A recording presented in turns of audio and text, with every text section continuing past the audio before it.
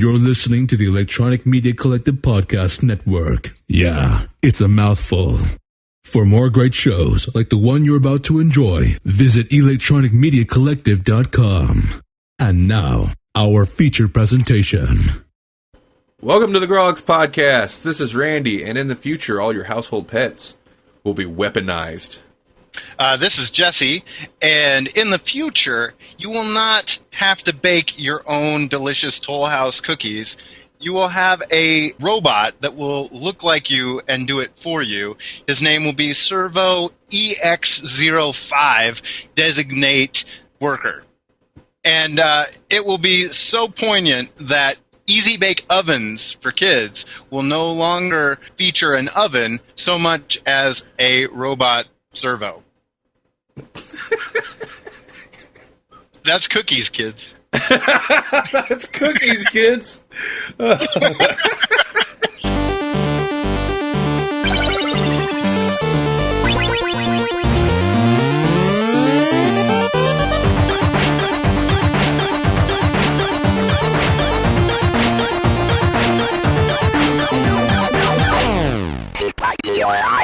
What is new with you this month? Anything hopping your way?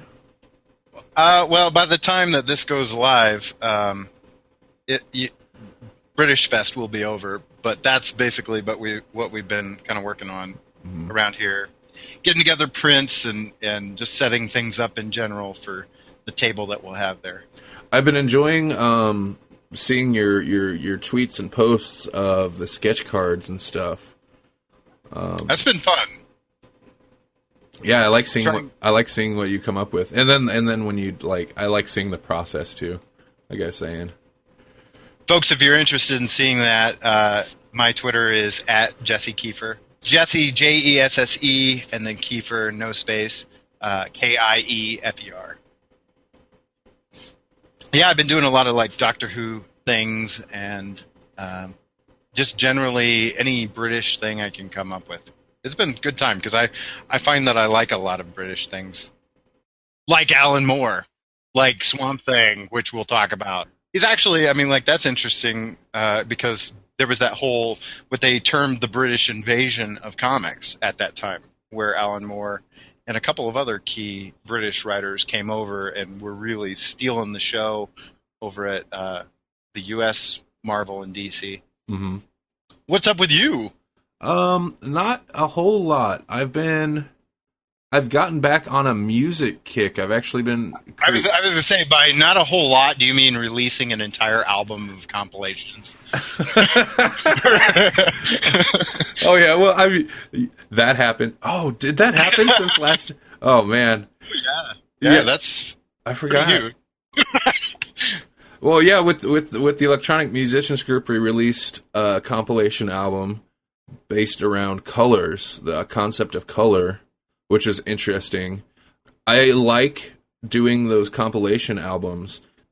It's always cool to get all the artists in the group together and see, and I enjoy my situation because I kind of supervise the album and put it together and upload it after everybody submitted the tracks and stuff.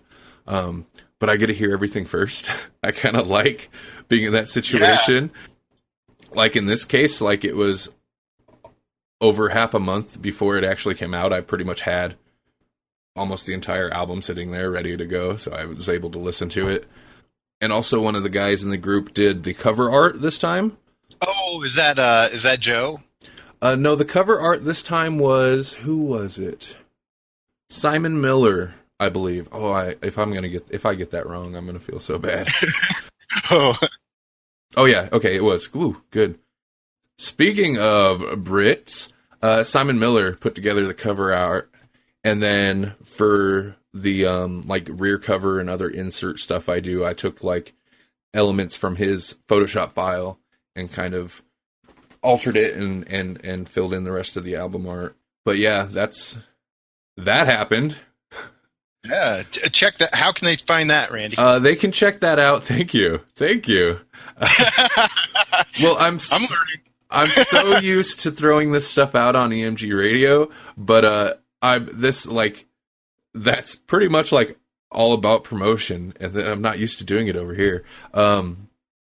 If you go to music.electronicmusiciansgroup.com, I know it's kind of a long title, go there and you can listen and download the compilation album for free. In fact, there's 6 compilation albums. This is our 6th one we've put out, and it's a lot of like, it's the electronic musicians group, but the people within our group, there's a lot of variation in style. So you'll get, I'm not going to say techno, but you'll get like a dancey type track and more like what you might expect electronic dancey type track, and then you'll get a very orchestral, moody cinematic track, and then you'll get like a death metal track. Like, we have all kinds of members in the group that do all kinds of music, so it's always an interesting mix of styles and genres. When I kind of mentioned Space Disc Jockey, because doesn't he do a little bit of like almost illustrative comic book style things with his releases? Yeah, he does a lot of artwork stuff, and he does some very cool things. And with his last album he released, he actually put out you can buy it with a I'm trying to think of exactly how he put it, like an art comic book in which he did all the artwork, and it's a lot of, there's mixed media stuff. There's a lot of illustrative stuff he did in various styles, and then there's also like some kind of photograph stuff incorporated into it. And I'd like to, I want to write up a story, but I need to get more information from him. I'd like to do a post on it on the website sometime. But yeah, he always has an interesting visual aspect to his releases. SpaceDiscJockey.com. Check that out for more interesting stuff and take a look at it. I'm pretty sure you can get like kind of a preview of the comic book that accompanies his last album. Aside from that, I've started working on my own solo album finally, because I've been promising one for almost 2 years. And yeah, I know how that goes. Yeah. Well, that one became like, I had this concept, and the concept ended up betraying me. It just became too constrictive, and I lost a lot of, like, I just kind of hit a wall there. But I kind of took it this other direction. I'm really excited, and by possibly even next episode, an album, I'll have an EP out, and so I'm super excited about that. I know that's not comic. That's huge. Yeah, super excited. It's come together so quick, and it's cool sound. It's something that a nerd-based audience might enjoy. I'll wait. I don't know if that'll be something that'll cross over here, but when that comes out, maybe I'll mention it next episode, and people can check it out. But it's got a very retro sound. Awesome. That's what I've been up to, man. I've totally forgot about that compilation. I'm glad you've mentioned that. It was in the can. You were done with it, and you're on to the next thing. Yep. But I mean, I think that applies. You know, like doing webcomics. You know, sometimes like Just for Kicks was one of my first like really serious webcomic endeavors, and I felt like it could only take me so far, and eventually I just didn't. It was too limiting. Mm-hmm. I didn't want to do that anymore. And then we had all those snow days a couple years ago, and I came up with Tank Monkey. I think I talked about this in the first episode. But you know, like Tank Monkey, I could take that anywhere. And so Just for Kicks, it's not like I didn't love that idea. It's not like I didn't love the stories I was telling there. It was too limiting, and I needed to be able to say more than what I was saying within the confines of that story and that universe. Mm-hmm. Just for Kicks isn't dead, but it's on an indefinite hiatus. I know how it ends, and eventually I'm going to come back to it and end it properly. But for now, you know, there's Tank Monkey stories to be told, and like you, I've been promising a Tank Monkey book for far too long, but it's going to happen. So that would be awesome. It's coming. I just need to finish the current story arc, and then I've got enough content that I could put one out pretty easily. I just need to finish the story arc I'm on and get together some bonus content for a print edition. and then it'll be there. I just got to make it happen. I'm kind of curious, what would the process for you be like for putting together a print edition? Is there a company you would go through that prints them out for you? Well, I went through Lulu for the Just for Kicks book, and they are a really simple self-publishing print-on-demand platform. I really felt like putting it together was no-brainer. It was foolproof. But it's also kind of expensive, so I'm going to name drop Axton again. We were looking at publishing for him, and I took a look at CreateSpace, which is a Amazon company, and you can just do so much more for a much lower price point for CreateSpace. So that's probably where I'm going to be heading with the next book. Now, is that also? I believe it is. I've looked at it for various other things. CreateSpace, is that also print on demand? It is, and it's also attached to Amazon. So that's not nice. not only do you have your book available through the CreateSpace store, you also have it automatically allowed, or it's offered on Amazon as well. So people trust Amazon, so it's going to be a lot easier to go ahead and put your book out there and market it for people that are like, well, who's this? What's this thing that I want to do? Tank Funky. Is this legit? Well, go check out my book on Amazon. Yeah, nice. Yeah, for sure. That's a big deal, having the Amazon connection, because Amazon's one of the biggest online retailers. People trust Amazon and they know Amazon. Well, and they even own Comixology now. I mean, bringing it full circle back to comics, it's Amazon's a big player in the comics world now for so many reasons, and part of that being the self-publishing. The CreateSpace, the Comixology, they're really going crazy. They've even got their own phone now. Did you see that? No, I did not. Yeah, it's like what is it, the Fire Phone or? Oh, yeah, that kind of makes sense with the direction they were going with the Kindles, because they were essentially becoming tablets. Right. A lot of people, there was a lot of news going around when Amazon bought Comixology, and there's a lot of, seem like, conflicted feelings online about it. Yeah, and I kind of understand it a little bit, but I think a lot of the problem is the way that Apple does things, the way that the in-app purchases, the way that works through Apple is a little bizarre, because they want you to use their system for buying things within an app. And when Amazon took over, they don't need to do that. They have their own purchasing platform, Amazon Payments. So they kind of they disabled that feature for the Apple app, and that makes people pretty mad, because everybody that's got an iPhone then couldn't do it.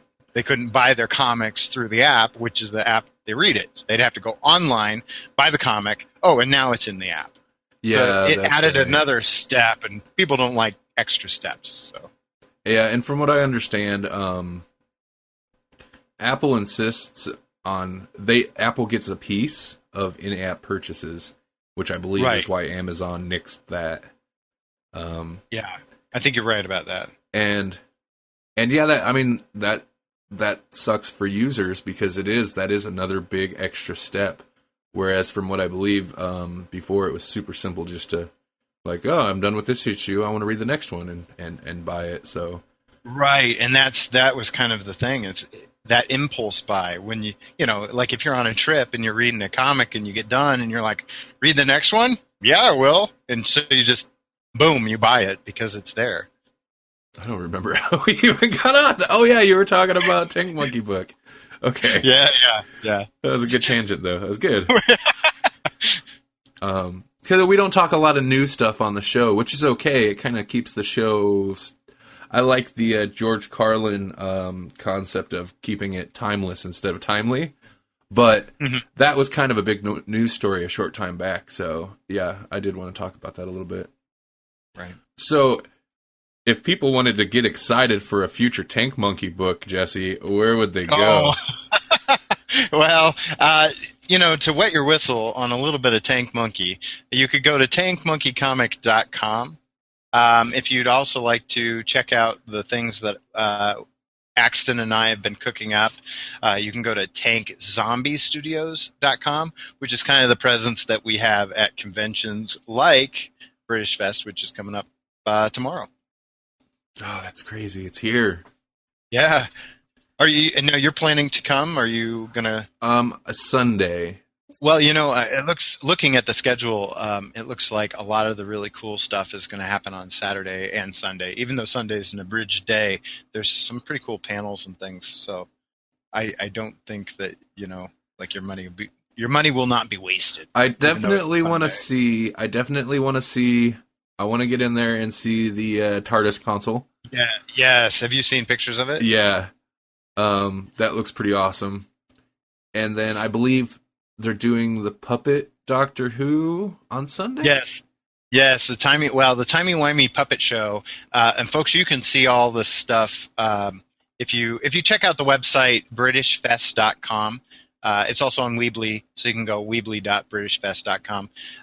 You can see links to all of these things. Like you can see pictures of it's the Tom Baker Doctor Who console. Mm-hmm. This gentleman, Moose, who is pretty much spearheading the whole thing. He's done all these incredible sets. He did from Harry Potter. He did Platform 9 3/4. He did the facade for Bag End from the Lord of the Rings and the Hobbit movies. What else did he do? He did all sorts of things, and he built a Dalek. So it's going to be pretty cool. There's going to be panels. Mark Ryan is going to be there. I think this is going to be a fun one. Even though it's their first year out, they're going big. Yeah, for sure. Do you have a webcomic you'd like to talk about? Since Britishfest is tomorrow, listeners, it'll already be over, I'm aware. And I realized this after we wrapped on the last episode. Every episode, I hem and haw about how I'm like, oh, should I review the comic of a friend? I'm going to tear that Band-Aid off today. Do it. From now on, you are not going to hear me hem and haw. I'm going to review comics whether they're my friends or not. But by tearing that Band-Aid off today, I'm just going to review Zombie Oaks. Oh, nice. Because I have name-dropped Axton, I think, in every single podcast that we've done. Mm-hmm. So zombieoakscomic.com is where you can find Zombie Oaks. And it's done by the singular Axton Kaler. Disclaimer, Axton Kaler is a good friend of mine, and he's a coworker with me at the schools that I work at. But looking at the comic, I've been a huge fan of his comic since before it even launched. I got to see a lot of the work that he put into it in the beginning, and it started out as this haiku book. Like he did this, the whole premise is that there's this zombie that is not necessarily like a brain-eating evil, like this mindless, just hungry beast. I just love the entire origin of his story because it actually happened as a lesson in Axton's classroom, where one of his students asked him, because he loves to draw zombies and he loves to draw just kind of the rotted flesh type of gross zombies, as his students would put it. And so this girl piped up in class and asked him, "Why do you only draw gross zombies?" And so he took that challenge to make a friendly zombie that instead of eating brains, eats like spaghetti with meatballs. And so that's kind of where he was born. And so the Zombie Next Door was how he started out, and that's how he was known. And so he released a book which was told entirely in haiku, and it was just these observational things about how would this undead creature kind of view the world that we see every day. And how would he be confused by it now that he's living, life life or unlife through a different perspective. So that was the original precept or the concept, and then he spun it off. And Zombie Oaks, the web comic, and the print editions that he releases are the story of. It's like the origin story of that zombie. At the very beginning, you find out that he was a person just like everybody else, and without spoiling too much, you kind of get the gist right off the very beginning of his story that it all occurs via a bad batch of chicken nuggets, basically. it's a social commentary right off the bat, but it is the most delightful blend of just bizarre pop culture, stylistic artwork. It's kind of, I don't think that you can find anything like it on the web, and I think that's what any good webcomic artist kind of endeavors to do is to find a new way to tell stories that we haven't seen before. So I don't know. I don't want to pigeonhole this into a quick synopsis, but you're going to see things like super-powered chickens. You're going to see mad scientists. Eventually, you get to see zombies. You have Russian snipers. You have like mutant creatures that grow off of people. You have Tank Monkey show up for a couple of issues. You even see some time travel happen in recent installments or updates, where you even get to see a little bit of Tank Monkey's ancestry, or like back in time. And so Tank Monkey actually makes appearances even in this comic. Nice. So the artwork has got its own kind of look to it. The figures have no noses. They're a little bit squattier in the legs, like they have shorter legs proportionate to the top half of their body. And some folks have made complaints about that, but when it's a stylistic decision, that there's purpose to that, it gives the comic an overall look that makes it unique. I think in the landscape of the internet, where you can see a talking head comic, every other click.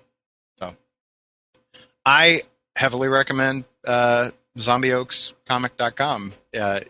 Not unbiased, but I think it's worth I think it's worth anybody's time to take a look at it, because he jumps around so much that you're going to find something about the comic that you find funny or that you can key into.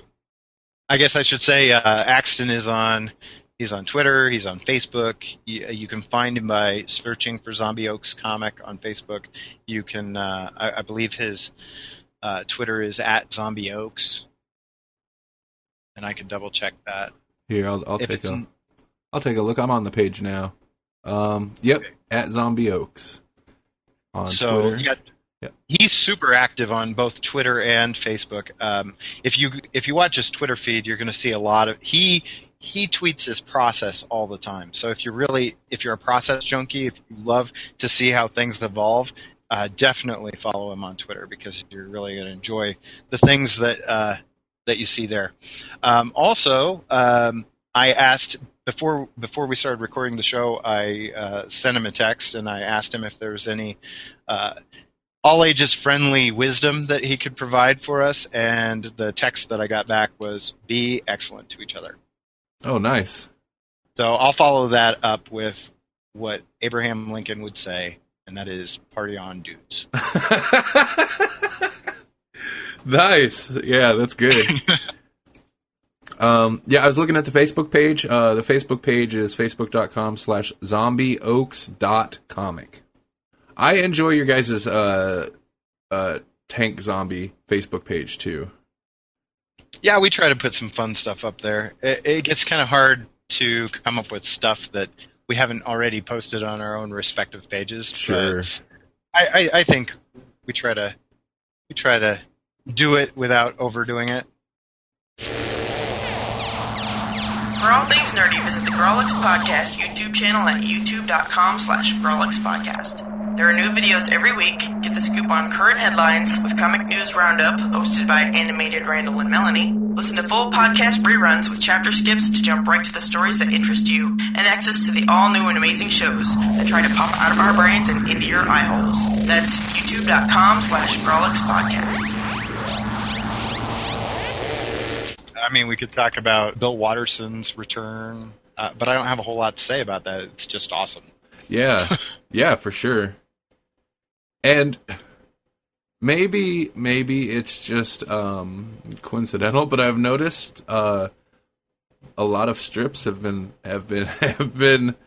doing lots of Calvin and Hobbes homages lately. Yeah, he's popped up a lot. There's a new documentary that just came out, Dear Mr. Watterson, that you can watch on Netflix. Yeah, I've been curious about that. Yeah, it's a decent little documentary. He doesn't key into it. I mean, he's not involved in it. It's just kind of like about him. But then there's another documentary done by Dave Kellett called Stripped, and it's all about like kind of the history of comics going from newspaper strips into the now, so the webcomic marketplace and beyond. And Bill Watterson first kind of peeked back into the public eye with that because he did the poster, and I think it's going to be the cover art for the documentary for Stripped. And so everybody's like, oh my goodness, Watterson still exists, because he's really kind of a hermit. Yeah. He hasn't been publicly seen or heard from in decades. And then all of a sudden, boom, new poster for this documentary. And he actually submitted some, I don't know if his audio or just like he wrote out some information for it. I think it was actually the voice. I think he submitted some audio tracks for it. And then boom, Pearls from Swine. Mm-hmm. It just came out that he did those kind of incognito. Did those? I think it was a series of 3 strips, or was it more than that? I think it was just 3. Yeah, it was 3, where he drew panels for this for the strip, and they were pretty good. I mean, yeah, that's awesome. Like, what a sweet deal for Stephen Pestis. Yeah, what a sweet deal for that guy. Like, I bet he was over the moon. It's like us talking about Swamp Thing, and then Alan Moore's like, "Yeah, I'll come on your podcast and real quick tell you a little bit." Like, what?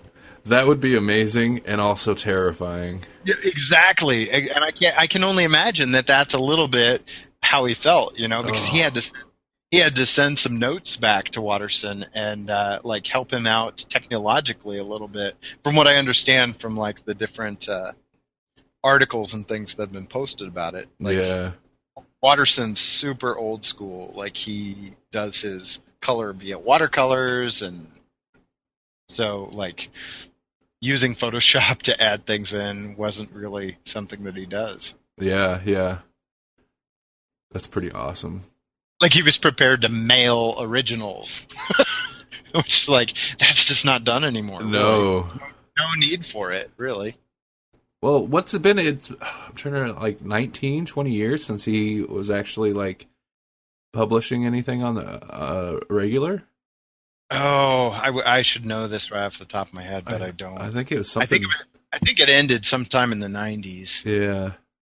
1995 was the last Calvin and Hobbes.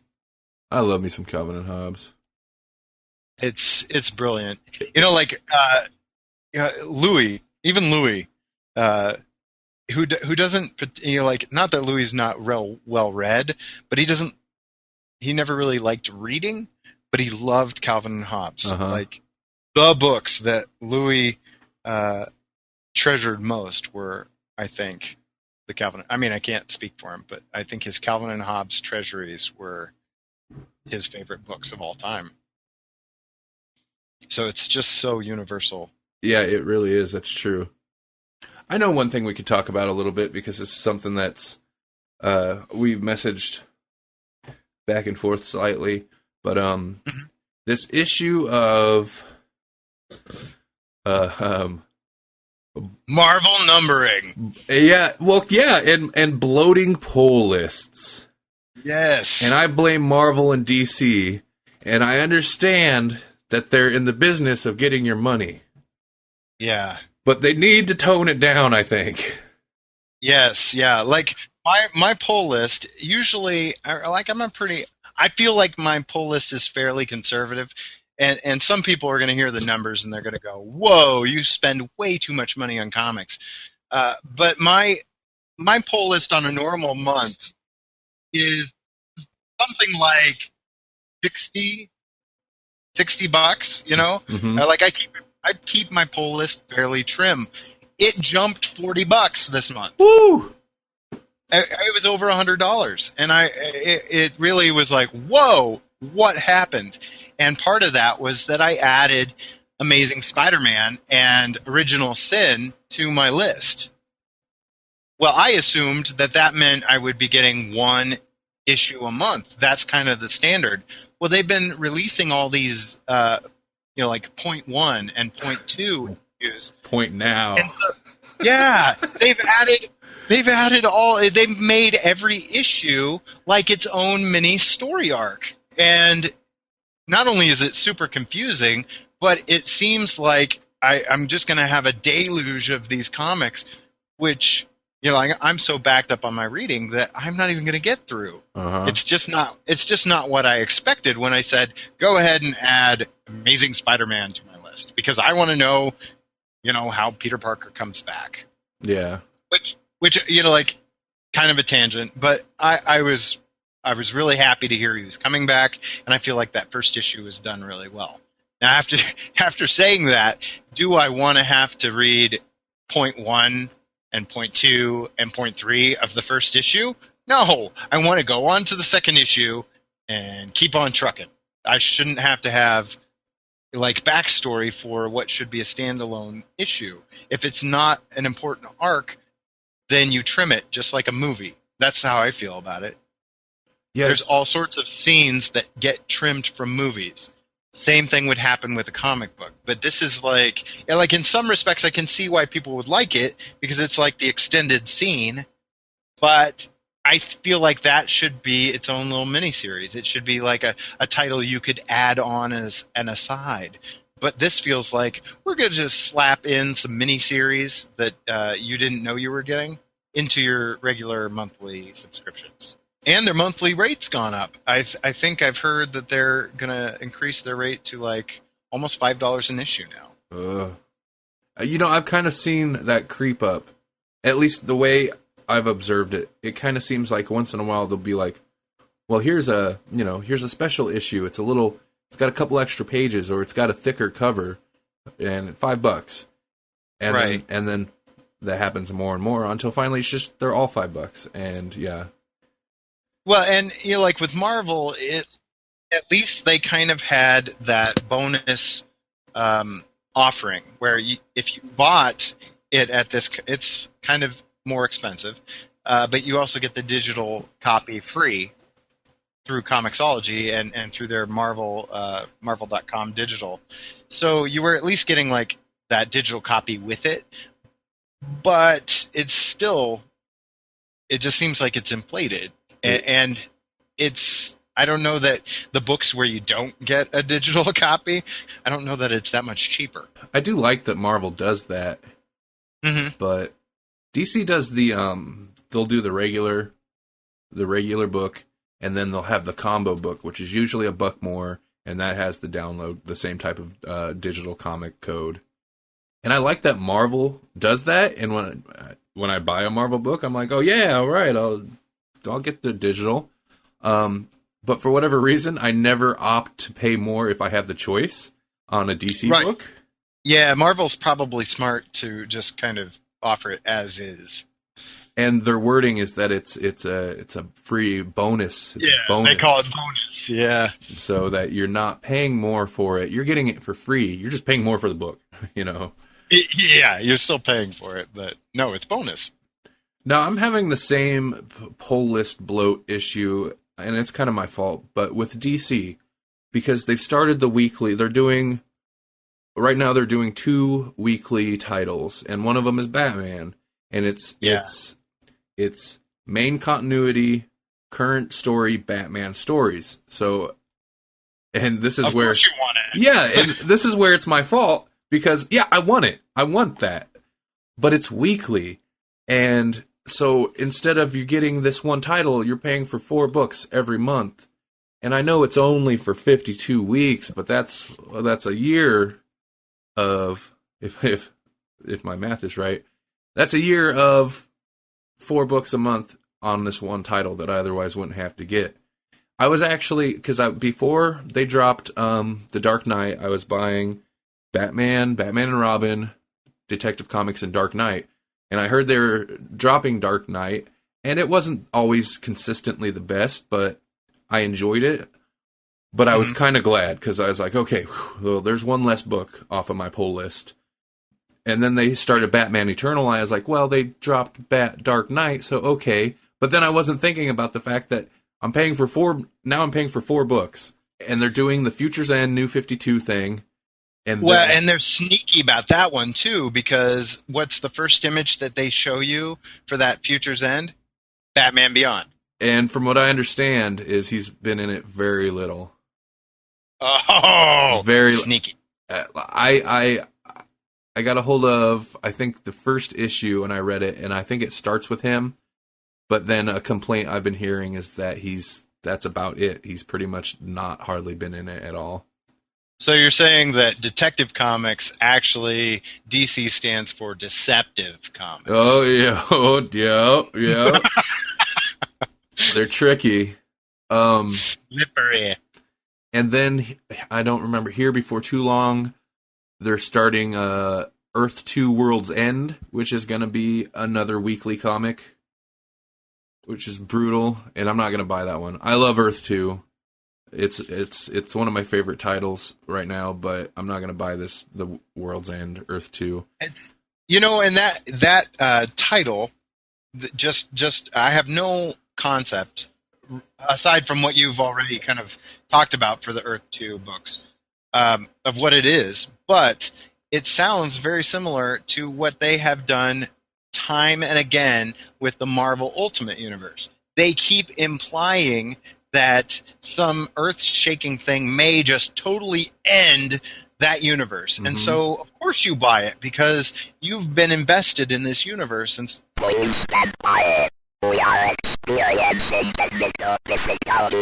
this was going to kill everybody, and it's still going. Oh, okay. You're back. They keep implying. I lost you for a chunk of that. I'm not sure. I'm not sure. Yeah. Well, if you missed it, it's just a nerd rant. I think I got the beginning and the little bit of the end, and together that makes sense, but I'm not sure what I missed in the middle. Well, long story short, what it seems like they're doing with DC is the same thing they've done with Marvel Ultimate, where they imply that they're going to end it, and then they don't really end it. Yeah, didn't they just have a couple big story arcs with Ultimate? I mean, that's exactly what DC's doing. I mean, if you look at the titles, it's the weeklies are Batman Eternal, in which they promise all kinds of huge changes right now. Although, to be honest, I'm totally falling behind on this. Last I knew, Gordon's in jail. All these other big changes are happening. So it's promising big, huge, permanent changes to the Batman universe, or the Batman within the Batman universe, not within the DC universe. And then you've got the New 52 Future's End, and then you've got Earth 2 World's End. And yeah, it's all very like huge, epic, this is forever changing. I did the nerd rant all over again. That sucks. It's Marvel. They don't want It's you. yeah. They're listening. They're .mad.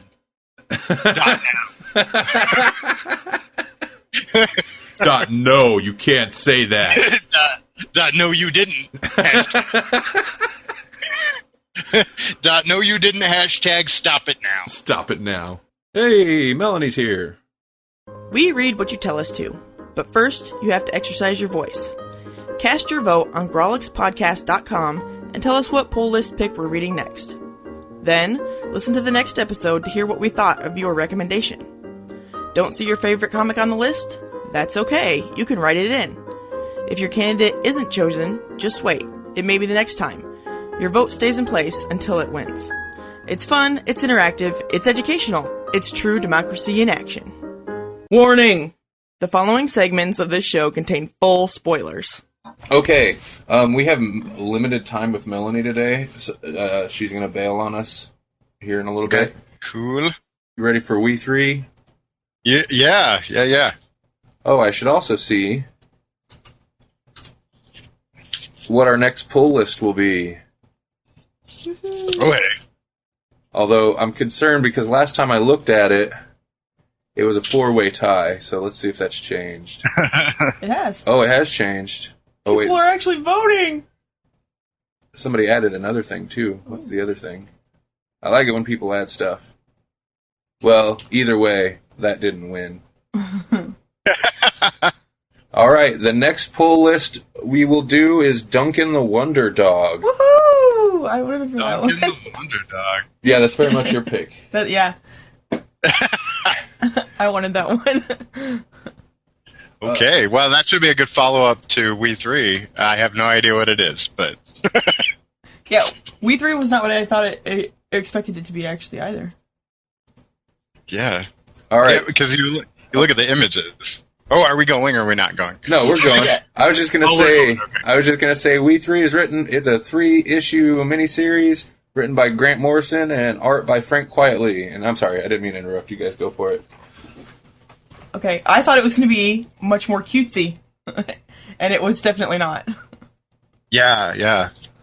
Based on just the images that I saw, it was like, okay.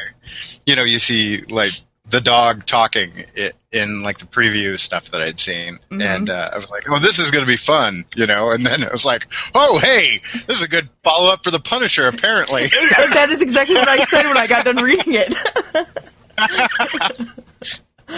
Oh, yeah. I was like, oh, cute talking animals, little robot suits. It's gonna be fun. And then I was like, well, I mean, I guess it's kind of fun, but it's a lot more. What's the word I'm looking for? A lot more violent fun. Maybe? Yeah, it is very violent. Wow. Yeah. I really enjoyed it though. Yeah.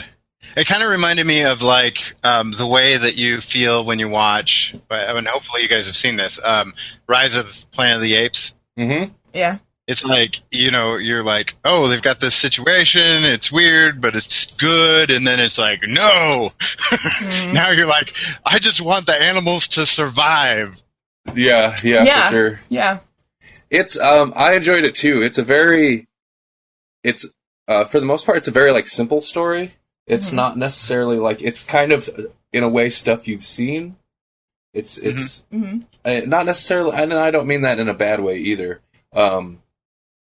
It just takes that familiar concept of, you got the scientists and the military aspect and all that, and then, of course you got to set them free and all this. Yeah.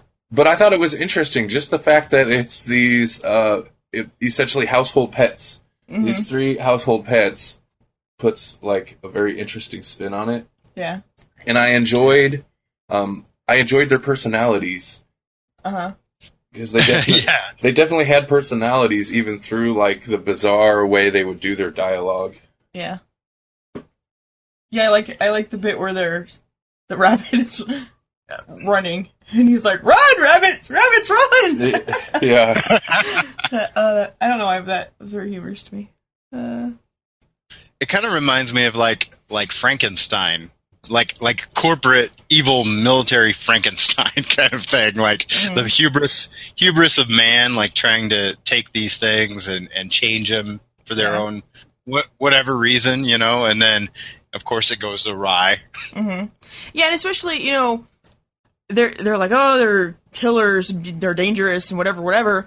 But the whole time they're trying to be good, and they don't intend to like really hurt people, but they're just trying to survive. Mm-hmm. And that's all the government's fault. That's not their fault. Well, yeah, and they're for the most part they're just doing animal things. Yeah. And then you've even got the dog specifically who wants to do good. Mm-hmm. I mean, the dog's generally wants to do good, and of course you've got the cat who has the more independent, screw everybody else attitude, and then the rabbit's just, the rabbit just wants to eat. So that pretty much boils down their personalities. Yeah. But it's good. I love how the cat is the hard case, and like when they're trying to hunt him down and stuff, they're like, "Did you find the cat?" Yeah. They're all worried about the cat. Yep. Like, you should be. Yeah. Well, I think if it were something real, that's kind of how it would be anyway. You'd be like, "Where's that cat?" Hiding up in the. This is just childhood stuff. The cats used to climb up and hide on the top of the curtains. And then when people would come in, they'd jump off the curtains and attack people that came in the door. Yeah. Mm-hmm.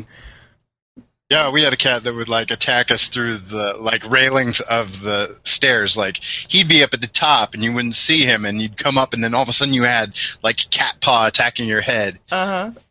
Granted, we probably had it coming because that cat was got its share of bizarrities. Yeah. Was there something wrong with his claws? Because he kept mentioning claws, something about his claws. The cat? Yeah. I think it was he had these little things that he would shoot out, and I think he was out of them. Oh, okay. I think that's what was going on, but I don't know for sure, because the rabbit had something with his tail, and I'm not sure what happened there. I don't remember anything. Yeah, like the action-y scenes, I enjoyed the action-y scenes, and for the most part, you'd get these like nice kind of almost spreads, and there'd be a lot of like very small inset panels going on, and there'd just be like little snippets of gore and violence, and that definitely, I liked that, and that worked. But there was a couple times like when the rabbit apparently got his tail damaged or something. From that point on, he was very concerned about fixing his tail. I was kind of unclear. I was kind of unclear on exactly what happened. Mm-hmm. If his tail like broke off, or I just kind of was unclear on that. Mm-hmm. Yeah, but I really liked the way it was laid out with the little boxes and things, and especially there were some. I was going to mention that, yeah. The parts where it was like little slivers, but it was like them actually moving through them, and then where the panels almost make like a 3D panel flipping over shape. Yeah, and it's laid out very kind of geometric like that. But yeah, and then each panel you could see stuff. Sometimes things are coming out of the panel. Mm-hmm. There were definitely some very cool panel layouts in the issues. Yeah, I agree. When the story's laid out in a way where it's a nice balance of action and like backstory. Mm-hmm. Like I didn't feel like, oh, come on, let's get through this action sequence. I didn't feel like they were too long. I didn't feel like they were too short. I felt like they bounced back and forth really well. Mm-hmm. Yeah, the balance was really good, actually, now that you mention it, for sure. Because I never felt it lingered at any point too long. And it's a pretty quick read, but it doesn't feel rushed either. Mm-hmm. Right. You're pretty much boom, boom, boom, and you're out. And yeah, I enjoyed maybe that's why I feel like it was a simple story, and I don't mean that in a bad way. It's just it's straightforward. This is what it is. Mm-hmm. And it's good. It still has and it helps that they're animals. They're typical pets, but it still has emotional resonance throughout it. Yeah. And it doesn't really give you time to question it. Like it doesn't. You could have a very strong disbelief, and it could take you out of the story. But you don't really get time for that to happen. So your disbelief is suspended pretty well. Mm-hmm. Mm-hmm. And I was gonna say the big scary dog that they send after them. Number 4. Was that a Mastiff? What was that? Yeah, they said it was a Mastiff. I thought he was adorable. I'm like, he doesn't seem scary to me. He's just a big old puppy dog. But, yeah. The rats were pretty crazy. Yeah, the rats were kind of crazy. especially the first where they first like introduce the rats and they have that one scientist and they make him out to be kind of ruthless, a little evil with how much he seems to enjoy being able to control the rats to turn on each other. Yeah. Did we set up the premise for the listeners? No, I don't believe we did. That just occurred to me. It was like, we're talking about these crazy killer dogs and cats, but we didn't really set it up, I don't think. Wikipedia says the story follows a journey of, I have Wikipedia open, obviously, a journey of We 3, which is a squad of 3 prototype animal weapons as they flee captivity.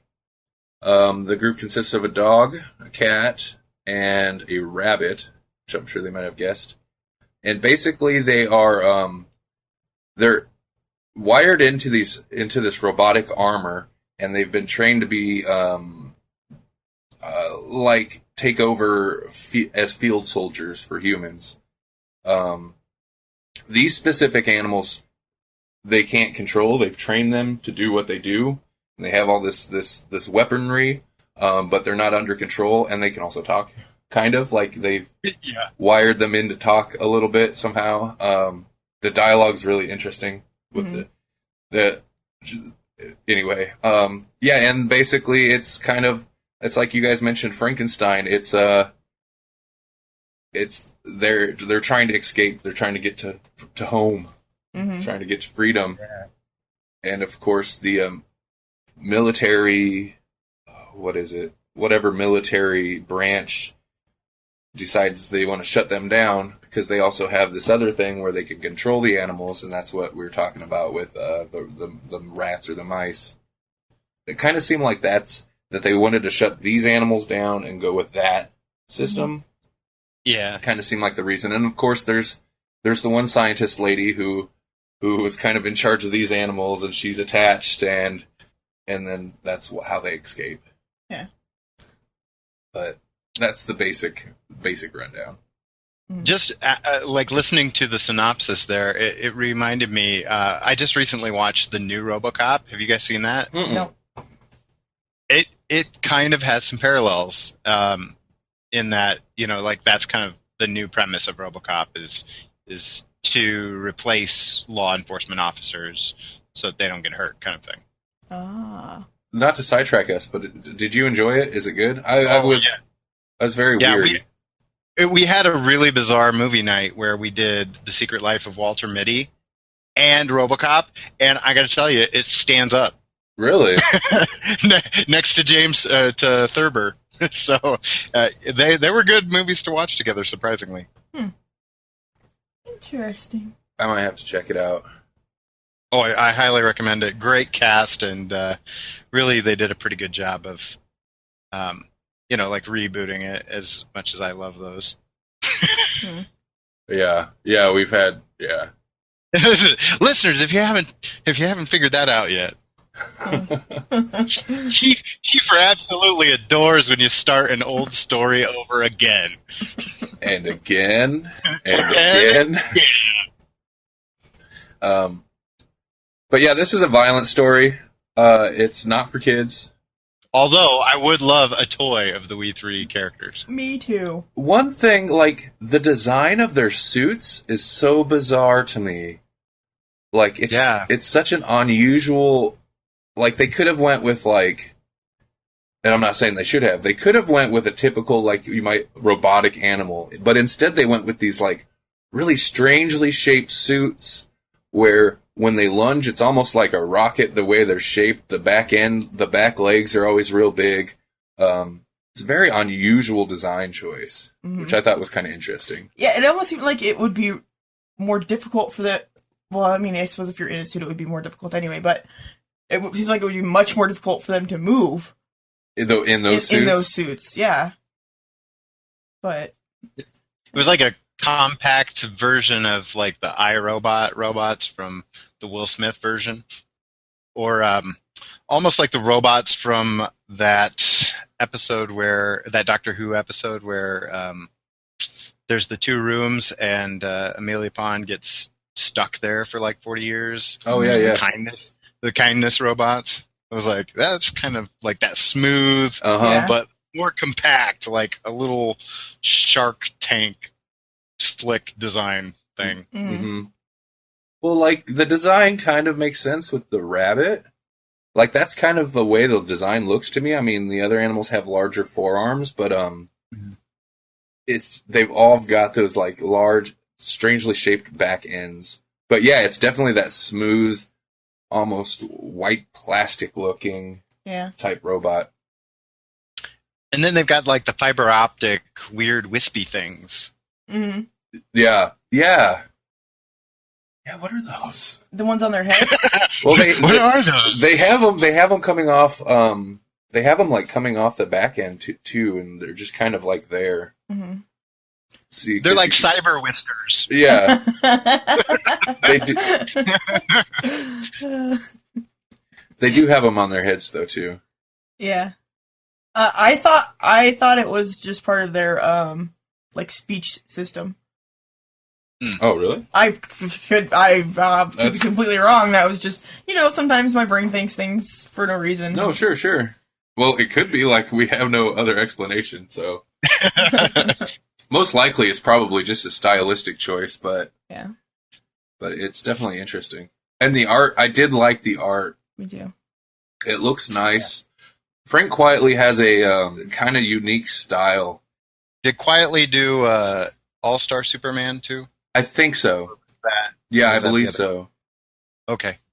It looked familiar, and I wasn't certain if that was why or not. I bet so. Wikipedia, tell us what is true. Yeah, All-Star Superman. Yep. Good job, Wikipedia. Good job, Wikipedia. I totally didn't just type that in and edit Wikipedia. So that I could be right. Because Wikipedia is always to be trusted. That's true. That's true, especially when I type things. But yeah, We Three, I would recommend it. It's a quick read. Mm-hmm. It's kind of fun. It's It's something I would have read on my own had I been smart enough to do so. Yeah, if I had known what it was, mm-hmm. It's something that I would have wanted to read. Mm-hmm. So, yeah. And this came out in 2004. But yeah, I was not aware of this. I had not heard of this until shortly before we were putting together the poll list and stuff. Mm-hmm. Well, that's because we were like, what's good? Let's find out. Yeah, we should. Yeah. But all right, any other thoughts on We Three? Nah. Thumbs up. Yeah, it's good. Yeah, I agree. All right. That was the poll list. Are we going to have anything fun for the poll list now? Good job. That was a nice musical interlude. There goes the poll list. We're going to have a different musical interlude every episode. Let's see. Now, I've got some Swamp Thing notes here. Okay. Where did I grab them? Are you going to read off the summaries this time? Sure. I think for Swamp Thing, Book 2, we'll do an issue summary, and then we can maybe talk about that issue if we have a lot to say, or we can hold off until, we're going to talk more about the arc. Mm-hmm. And then there's a couple issues that I didn't really type out a summary, but you'll remember those issues. I'll refresh you. Okay. Like the Pogo issue. Yes, with the little cartoony comic strip guys. Oh, yeah. Crocodile men. Yeah. I was like, what is this? Is this Swamp Thing, or did you give me the wrong comic book? She thought maybe like it was an ad that was going several pages long. But it is such a just strange, different thing to throw in there. Well, even today, I had to look at it again and see, was this a one-off where someone else was writing it? Is this still Alan Moore? And I was like, oh yeah. So yeah, it's pretty wild. Saga the Swamp Thing, Book 2. This covers Saga the Swamp Thing numbers 28 through 34, and the Swamp Thing Annual number 2. Of course, this is written by Alan Moore. Saga the Swamp Thing number 28. Read? Yeah. Okay. I'm sorry if this is difficult to read. No, it's okay. Saga of Swamp Thing number 28. In this issue, we see Swamp Thing angrily reinforce to Abby that he does not want to be called Alec, and that Alec Holland is dead. Swampy then follows the apparent ghost of Alec back to the lab where Alec had died. Swamp Thing is taken through the final memories of Alec, including his death and the rise of Swamp Thing himself. He is able to use his experience to find the skeletal remains of Holland, which he then digs a more proper grave and buries the corpse. We see the ghost of Alec Holland smiling as he watches Swampy walk away. Very touching. All right, that's that issue. I don't have a whole lot to add on that one. It's pretty much what it is. Yeah, it was pretty straightforward, kind of nice bookend for that first story arc. Yeah, really it is. Yeah. Okay. Okay. Oh, this one after you do the summary, I'll definitely have stuff to talk about. But go ahead with this one. The Saga of the Swamp Thing number 29. The first issue not approved by the Comics Code of Authority. Here we find a naked and bleeding Abby curled up on the kitchen floor. The narration tells us that she has burned her clothes and scrubbed herself bloody with a wire brush to rid the smell that haunts her. From there we are taken through dreamy flashbacks to fill in how she came to be in this state. Her husband Matt has seemingly bought a house and is now working for a company called Black River Corporations. Meeting the other employees, she momentarily sees dead people and begins to feel ill.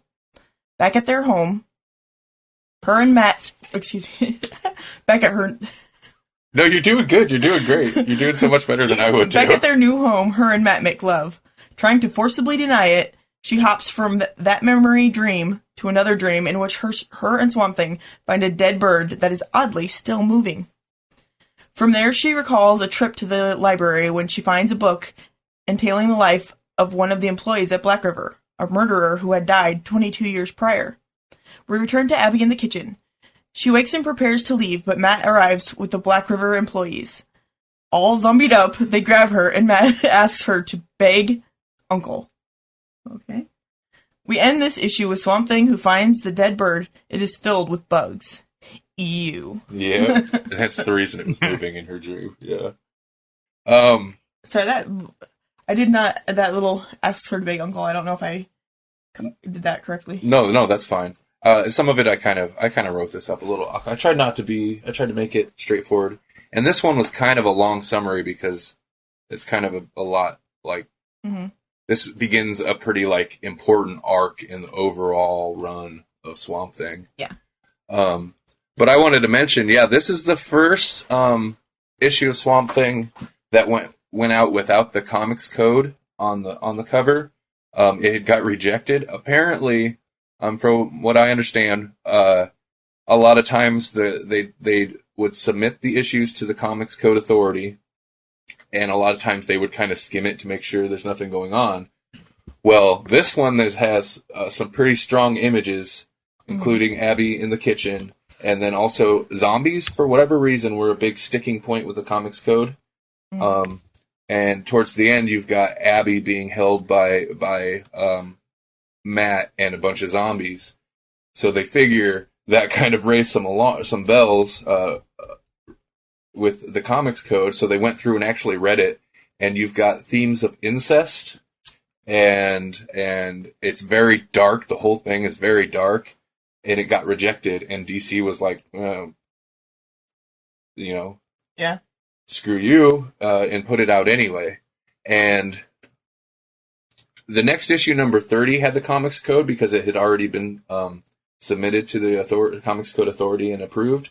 But other than that, this is when Swamp Thing first totally just dropped it. They just dropped the Comics Code altogether and started putting it out as sophisticated suspense. So, they're like, okay, well, let's just forget the code, and this will definitely be marketed for adults. And it's the first mainstream comic series to totally abandon the code and go without it. The only other one that had done it would be occasionally Spider-Man would do some issues where they'd go without the code, but oftentimes that was like government sanctioned because it was dealing with drug abuse, which would depict things that was against the code. But yeah, so this is the first mainstream comic to abandon the comic book code, which has been dead for many years now. Yeah. And you can kind of tell. like Swamp Thing was edgy before, but you can tell that and it's not like more ever, might be debatable, but goes gruesome or goes over the top for the sake of going over the top. Mm-hmm. But you can tell that the restrictions come off from here on, because there's definitely some very edgy things. Yeah. And the book is better for it, I think. Okay, the Swaga the Swag. The Saga of Swamp Thing number 30. Abby is captured, and we learn that it is Anton Arcane who is occupying her husband Matt's body. Arcane, of course, being the villain who died at the beginning of Moore's run, and more disturbingly, Abby's uncle. Arcane tells her that he was able to return from the land of the dead in a sort of astral form. While he could not return to his burnt former body, he was able to orchestrate everything from the release of the Monkey King to Matt's car crash, taking over Matt's body. Arcane's evil spreads out far into the world and beyond, drawing everyone and everything evil toward... that's the name of... That's like the town they live at. Okay. Towards Swamp Thing country. Okay, towards Swamp Thing country. An evil so strong it causes the Joker to stop laughing. I love that bit. Yeah, anyway. It begins snowing. Swamp Thing approaches the house to find Matt floating outside, though he figures out who is inhabiting Matt's body. He leaves Arcane outside to find Abby laying still in her bed. The issue ends with Swampy exclaiming, How long has she been dead? Oops. Yeah, this is kind of another big one, because I think the reader knew Arcane was in the body, and if that last issue hadn't enforced that, this one outright says it. Yeah. And we've got a dead Abby, which is a big deal. Yeah. Okay. All right. Yep. Okay, the Saga of Swamp Thing number 31. Abby is dead, and Arcane tells Swamp Thing that not only is she dead, but he has possession of her soul, and it is damned. He goes on to say that he returned from the dead for revenge on Swamp Thing and Abby, but now his goal is to usher in an apocalypse. Swampy punches Arcane, who is stunned that he has been harmed. Arcane comments that the only way that would be possible is if Swamp Thing were an elemental. Swampy tosses Arcane about, and Matt is suddenly revived. Matt is able to cast Arcane out of his body. With his last bit of strength, Matt brings Abby back to life, but fails to retrieve her soul. And this is another big issue, because... What? Elemental? What? Oh my god! Thank you for reading Swampy. I don't want to call him Swamp Thing over and over again, and Swampy is, it's cute. I like Swampy. Yeah, that's okay. Alright, so yeah, Abby's alive at the end. It looks like Matt's dead. But she's like a husk, There's nothing there. She's like one of the things that Swampy leaves behind. Yeah. Okay. All right. Then you've got the monitor, like, in weird little cuts interspersed through this whole story arc, too. Oh! I forgot to write that. Yeah, and this is where, like, I love this bit, because this is where, like, his evil is spreading out, and all these evil people and things are, like, slowly moving towards... Did I not write that? Slowly moving towards where they're at. Mm-hmm. And there's a lot of really cool narration written in here. And, yeah, and it's even felt out in space. Yeah. This is when I was enjoying Swamp Thing, but the first time reading through it, I was really getting excited. I was like, oh, it's like getting epic now. Mm-hmm. Yeah. All right, and this next issue, this is one of my favorite issues. I'm sorry, this is kind of a long one because a lot happens. Mm-hmm. But all right, Swamp Thing Annual number 2. Abby's body is alive, but her soul is lost. Swamp Thing leaves his body to enter the Emerald Fathoms and goes beyond life itself. He arrives at the region of the just dead and encounters Deadman. Deadman says he has not seen Abby, but luckily, the Phantom Stranger enters and offers to guide Swamp Thing. He takes him to heaven, but instead of finding Abby, they find the human Alec Holland, who thanks Swampy for putting him to rest. Abby is not in heaven, so the Stranger and Swamp Thing depart for hell. They encounter the Spectre, who tells them he has seen Abby, but she would not be allowed to leave. The stranger outwits the specter, and they are allowed to pass into hell. There, Etrigan emerges and takes over guiding Swamp Thing as the stranger cannot go further into hell.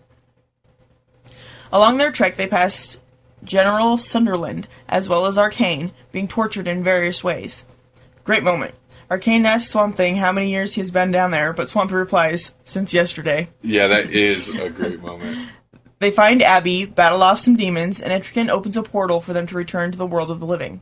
They return, and Abby is safe and sound, but with no memory of what happened. Okay, this one, I tried to boil the summary down to, like, boom, the basics. Yeah. But a lot happened in this one. I really enjoyed the encounter with Deadman, who I haven't really read much of before. I've read some of his... I've come across him in some of the New 52 stuff, but... And what do they call him? It's pretty fun. Yeah, I like him. The stuff in Heaven with the Phantom Stranger was interesting, and Swamp Thing encounters also comes across, Linda Holland, but decides not to, he's not going to talk to her. Yeah. The Spectre is awesome when they come across him, because they're like there. This is after they're out of heaven, and a huge, gigantic eye opens up, and that it's the Spectre. Mm-hmm. I thought that stuff was cool. Mm-hmm. I really like Etrigan. I don't know why, but he's fun. Yeah, he is fun. I always enjoy when he's in there. I don't really remember what they were doing to Sunderland, but I love the Arcane moment, and that's why I had to note it there, where he's like, how many years have I been here? And then there's kind of a lot of, like, battling and running at the end, but yeah, then they get back. Yeah. When they get back, I was just flipping through the pages, and Etrigan, like, draws that symbol in the air, and it's, like, totally the symbol from V for Vendetta. I don't know if that's, like, a nod or not, but... Is it? Well, it's that circle with the V. Oh, that's very interesting. So, I'm just curious about that now, because I hadn't thought about it when it happened the first time. Mm-hmm. When I read it the first time. I probably need to get going. Oh, you need to get going? Okay. Yeah. Well, I gotta get back to the bus, and then I gotta get to the zoo by 2, so... Okay. All right, yeah. That's what we call our work, too. What? I call my work the zoo, too. Oh. yeah, it makes sense. Okay. Well, it was fun, and you guys enjoy the rest of the podcast. Sorry I couldn't be there for it. Okay. It's okay. Thanks, though. Have a good one. I am back, and I am going to switch microphones. I knew you were going to do that. Well, you had the better microphone. I know. I had to go grab some stuff from my mom. I don't know if you saw that chat message. Oh, Oh, so there was a minute there where I was, like, totally gone. And I was like, I hope this doesn't wreck anything. Oh, we noticed that, and I don't know how long you were gone. You were probably gone for a while before we noticed, but we figured you were away from the computer for a moment, so we just moved on. But. Good. I tried to. I don't know. I wanted to try and, like, incognito, let you guys know, but I was like, crap. My mom dropped some stuff off, and she was out back, and I was like, we weren't gone. I wasn't gone for more than the one issue, but it was that issue with the comics code. So. Oh yeah. Well, crap. No, I see the chat message now. No, if there was anything you wanted to add about that, I just kind of, like, boiled down about, like, most likely what the comics code had problem with in there, like the themes of incest and the violence and the zombies, because oddly enough, zombies were a big sticking point with them. Well, and that self-flagellation was probably... Oh, yeah, no kidding. Scraping the skin off, that's pretty hardcore. Yeah, that's true. I didn't even think about that. But yeah, I liked the Swamp Thing annual, and actually the first time I read through this, I didn't realize the annual went there, so I, skipped it, and it's pretty big, and by the time... And the Pogo issue is the next issue is kind of a one-off, and then we get back to Abby, and I was like, wait, what's going on here? Wait, She's back again. so I had to go back and find it, and I read it a little out of order, but yeah, I really like that, especially that. I mean, I call it a team up, but it's just kind of Swamp Thing hangs out with these different people for a moment. But I think Swamp Thing works in these situations where they can go to heaven and hell and what's the region of the just dead, you know? Yeah. If anybody can, he can. Like other characters, probably it gets a little weird if you send Superman through this kind of existential, planar hopping kind of thing. But with Swamp, you start to get that idea that he's an elemental, and it just seems to work a little bit better. Yeah, I dug how they kept using like these. They kept using, and I guess they always do this when the stranger's involved, but they always do like a quick one-liner or wordplay about how he's a stranger. It's almost like a pun, but not quite. I like the Phantom Stranger. I tried to read the new 52 Phantom Stranger series, and it's not that it was bad, but at least at the beginning of the run, it was referencing all these events that I had, I'm assuming had happened in other titles, and I didn't know what was going on, so I dropped it. I didn't have enough knowledge of the DC universe at that moment for it to really have resonance with me. Which is funny because that's the whole point of the new 52. It's supposed to be like all these new titles relaunching so that they're self-contained, so that people kind of have a good starting point. And yet, yeah, when you deal with him, when you deal with a sort of a cosmic entity, if you don't have a firm basis of what that universe is about, it's so hard to get into. Yeah. But I don't really feel that necessarily is an issue in here either, though, too, because it's still contained to this Swamp Thing story, even though you come across these other characters a bit. But and his part in it is kind of a mystery, so you're kind of figuring it out as you go along too. You're like, why is he involved? What's whoa? Whoa! Apparently Abby's a big deal. What up? Saga the Swamp Thing number 32. I have no summary for it because I didn't necessarily, we don't necessarily need to get into the whole story, but it's the Pogo issue. Yeah. Well, I figure we'll talk about this one a lot. Yeah. It's weird. Yeah.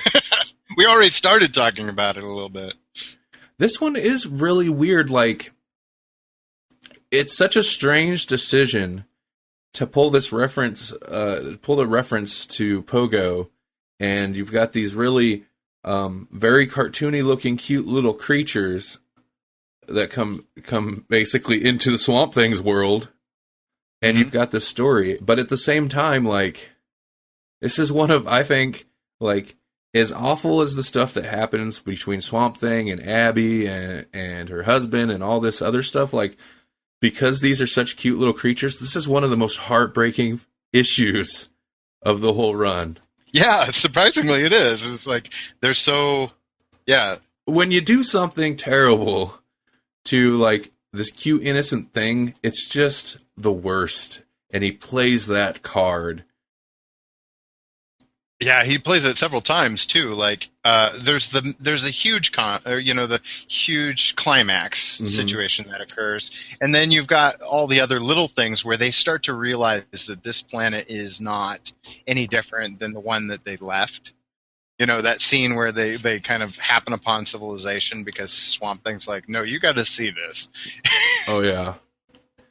And he's seeing them eat meat and all that stuff, and it's oh no. A big social commentary on this one, which tends to, it's Swamp Thing, of course. It tends to creep in there, but yeah, I enjoyed this issue a lot, but it's hardcore. So yeah, they're basically since we don't have a synopsis for this one, it's these little, they're almost micro-sized. Their spaceship is basically disguised to look like a turtle. Uh-huh. And then they arrive on Earth, and they're like these micro-sized, almost like, would you say they're like crocodile creatures? Yeah, exactly. They're like crocodile creatures. I think some of them might look a little different too, but for the most part, yeah, they're very crocodile-looking little creatures. But they're cartoony. They walk upright and such. And they have spacesuits, and they have like white gloved hands. So I mean, that even further lends itself to that cartoony look. Yeah, they're all very colorful, primary type colors, and each one's got each suit. They have different colored suits, and yeah. And they have like their own their own linguistics, their own ways of speaking. Oh wow, I totally forgot about that. Yeah.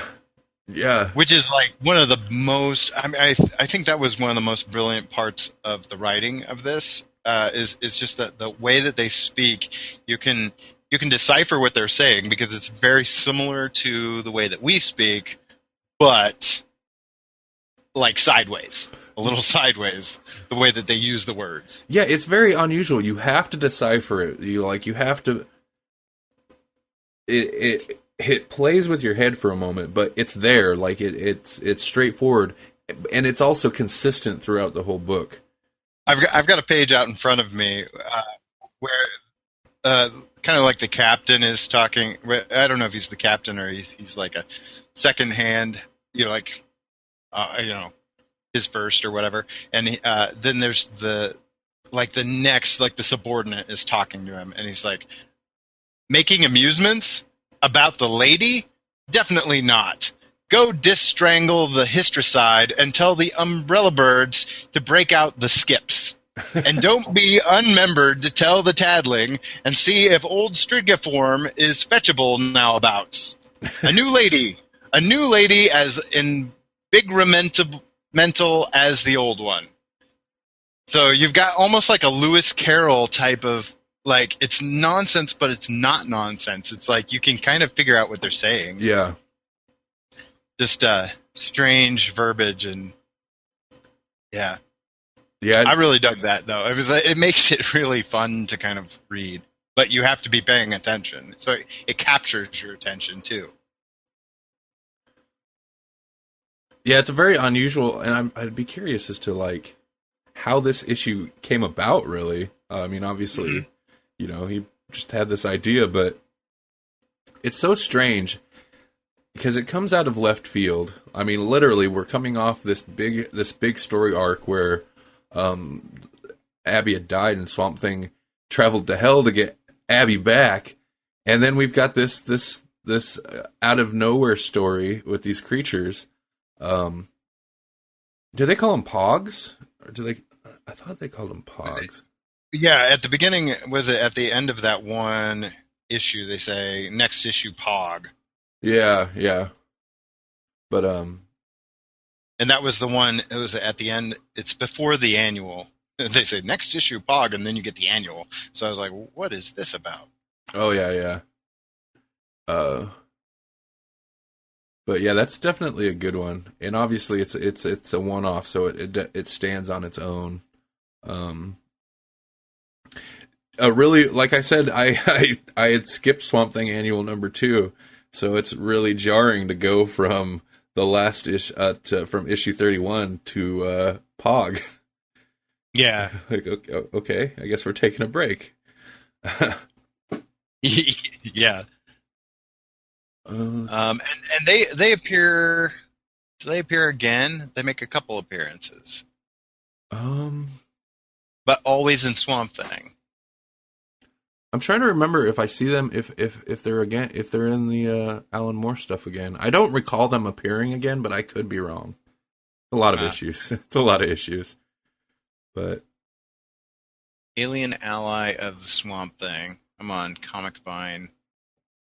Looking at it looks like there's a couple of appearances, but looks like they appear in issue 96, 97, and 98, but this looks like it's just Swamp Thing, not Saga. Okay.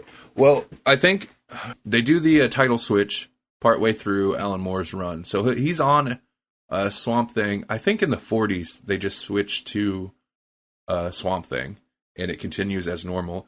And I believe the first issue of Swamp Thing is like Swamp Thing number 43 or 46 or something like that. So they even keep the numbering. But he's definitely off of it by the 90s. So I have not read it. I would be kind of interested to. I do kind of want to read on, but I guess that's an issue for when we get far later into the run. It's just Sure. I don't want to. I do and I don't, and you'll see why when we get there. But Okay. Saga the Swamp Thing number 33. This is another one that I did not. Here, I'm going to go ahead and pull up. Speaking of Comic Vine, if you check out the summaries for Saga the Swamp Thing on Comic Vine, very similar to the summaries that we read here. Oh, It's very handy. I do a little reworking and then try to make sure to like include moments that some of my favorite moments. But this issue was weird, and at first I wasn't sure I was going to get into it, but it came around for me, anyways. I mean, it was a good issue. It just was like, again, it's like we just followed up Abby coming back, and then it's like, boom, we're going to go into yet another kind of bizarre dream world. Yeah, and this is kind of the reason I didn't do the summary. I didn't type out the summaries because there's just a lot of crazy stuff. But according to Comic Vine, the issue's kind of split into 3 different parts. Pages 1 through 6 is written by Alan Moore and drawn by Ron Randall. And then pages 7 through 14 is a reprint of House of Secrets number 92, Swamp Thing, written by Len Wein and drawn by Bernie Wrightson, which are the creators that created Swamp Thing. Oh, wow. Also, a kind of interesting note, this is kind of like a podcast recommendation. The Nerdist Writers Panel does comic edition episodes, and oftentimes Len Wein is one of the like co-hosts. So those are always good because that guy, he created Swamp Thing, he created Wolverine, and he's been working in comics for decades. So that guy's always got interesting things to say. Yeah. That's crazy. It's done really well, the way that this jumps between the two, because I guess I hadn't really noticed it because it's kind of like a flashback. Uh-huh. Yeah, I did. Because the character is like telling a story. Uh-huh. Yeah, I didn't realize it was like a reprinted part of another issue. And then, of course, the last part of the book, 15 through 20, jumps back to Alan Moore and art by Ron Randall again. Right. But yeah, this is a weird one because it's Abby. It's again a dreamy type one. She meets 2 men named Abel and Cain, which you don't really realize is them until the end. Like, that's not spelled out right away. It's just like they're brothers. Mm-hmm. And yeah, it's so bizarre. But they basically, and this is interesting because Moore ends up tying this. I don't know if he does it right now, but this will come back. Moore ties this into kind of the Swamp Thing mythology, and basically, Abby's told this story of another Swamp Thing type situation that closely mirrors Alec Holland's story. I mean, it's different, but it's very similar. Yeah. It's basically the same story, but made more like a love triangle. Yeah.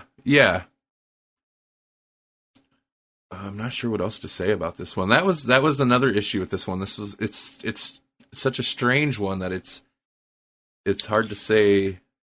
Like it reminds me of the DC. Like DC does Elseworlds. It's like throwing an Elseworlds story right in the middle of like a story arc, and yet it pertains because like she's supposed to carry back this big secret of the fact that he's elemental, and then can't because you don't always remember things in dreams, and that's the rule with secrets. Part of what makes, I think, Alan Moore's run on this so great is that he can pull this from this story this like alternate Swamp Thing story from another title, and then use that to tie into his bigger story that kind of evolves Swamp Thing, the character of Swamp Thing, into this new type situation. Yeah. It was clever. It was just kind of strange. Mm-hmm.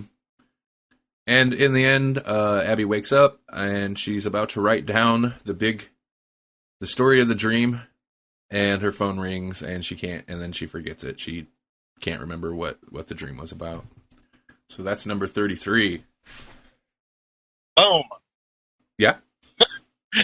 Onomatopoeia random.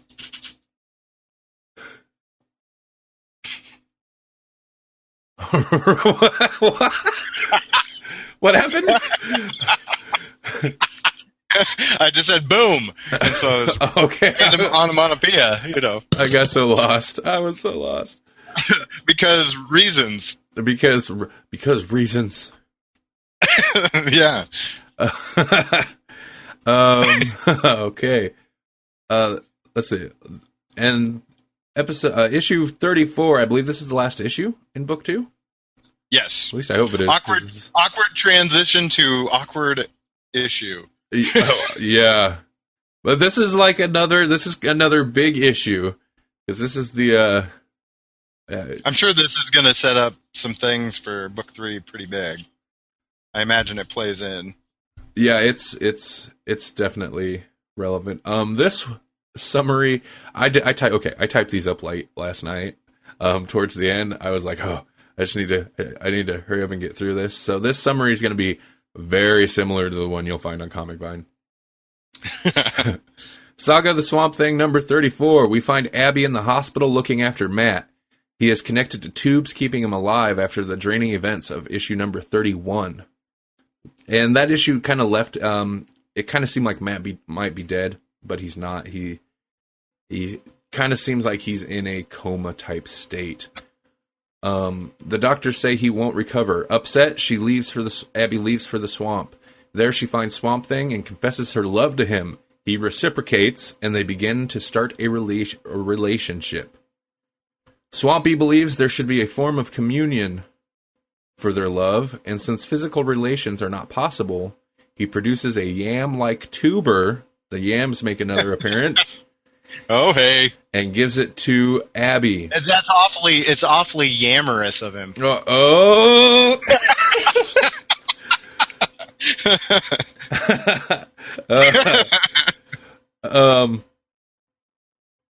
She eats it and is taken on a psychedelic trip. Yeah, yep.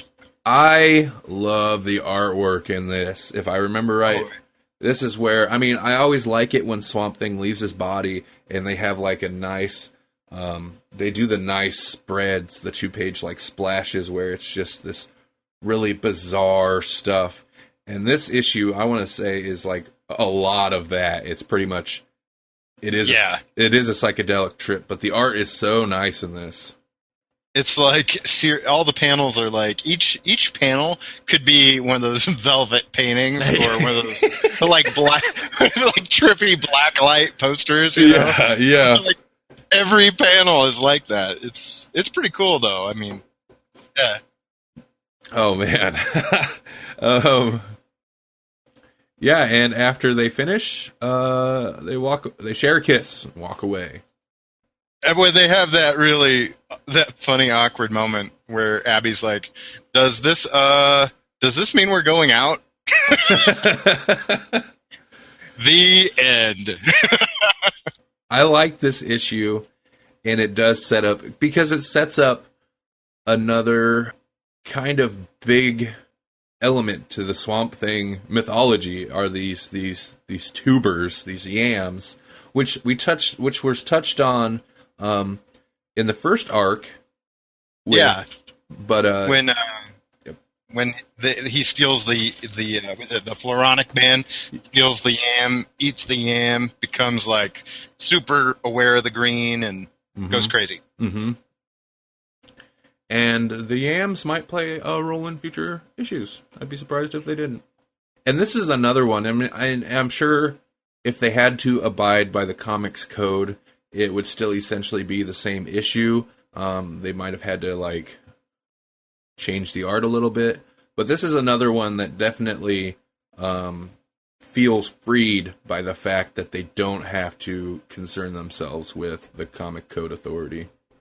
Oh, so they ditched the Comics Code for the title, like, from that issue on? Yeah, from issue, which one was it? From issue 29, okay, issue 29 was the first one they ditched, because they had submitted it, the Comics Code rejected it, and DC was like, okay, well, forget it, we're just not going to worry about it, and they didn't put it on there.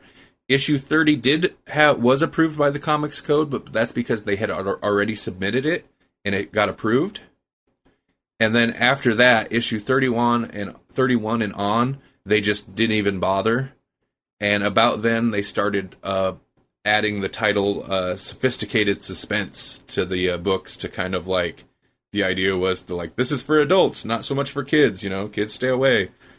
Ah. So yeah, after issue 30, they pretty much abandon the Comics Code, and they just go without from now on. It's the first mainstream comic to do it outside of the occasional Spider-Man where they would deal with drug issues.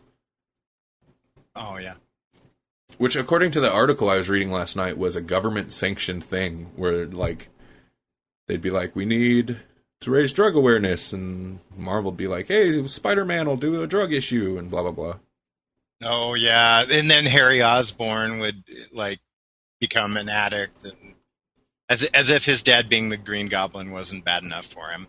Yeah. Now we're gonna make him a junkie. Junkie. Hey, Harry Osborn, you've got everything going for you. You're the son of a billionaire, and he just happens to be a deranged sociopathic killer guy that wears a Green Goblin mask. But hey, how about you start doing drugs? Yeah, things could be worse. Like this. Try now. Now you're jonesing. Oh, man. Life is coming up roses when you're a Green Goblin, son.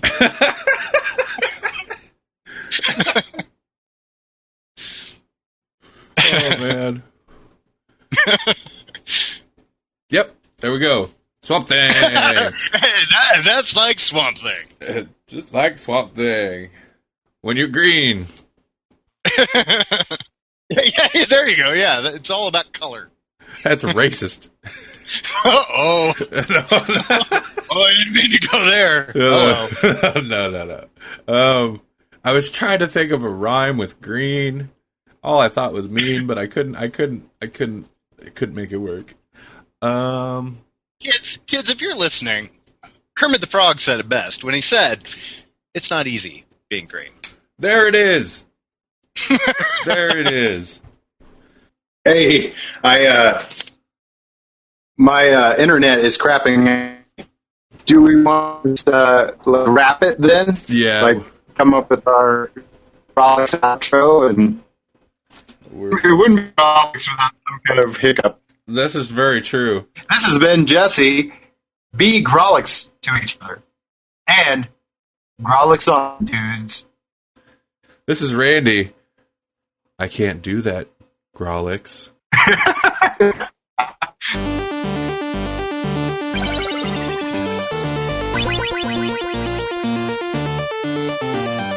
Thank you for listening to the Grawlix Podcast. The Grawlix Podcast is a production of Electronic Media Collective and Vorpal Arrow Studios. This podcast is released under a Creative Commons Attribution, Non-Commercial, No Derivatives 4.0 International License. To hear more, visit GrawlixPodcast.com, follow us on Facebook at Facebook.com/GrawlixPodcast, and like us on Twitter, Twitter.com/GrawlixPodcast.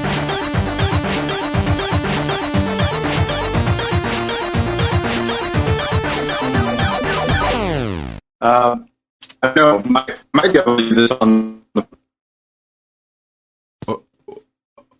Whoa. According to this, I have 3 Jessies in my in the Google Hangout. Should I get rid of some of these guys?